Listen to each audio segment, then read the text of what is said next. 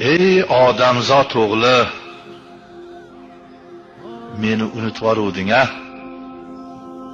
Go'rga kirishingni esingdan chiqazib yoruvding. Bilmaganmiding bu yakka yolg'iz yotadigan uy ekanligini? Esingdan chiqazganmiding bu g'arib uyligini? Esingdan chiqazuvmiding bu vahshatlik uyligini? Esingdan chiqazganmiding bu qurt qimirsqaga to'la uyligini? Esingdan chiqazganmiding bu tor uyligini? Magaram Alloh keng qilsa keng bo'lishligini. So'ng aytdilar payg'ambarimiz, qabr bir kimga jannat bog'laridan bir bog'chadir, bir kimga do'zaxning o'tli chuqurlaridan bir o'tlik azoblik chuqurdir dedi.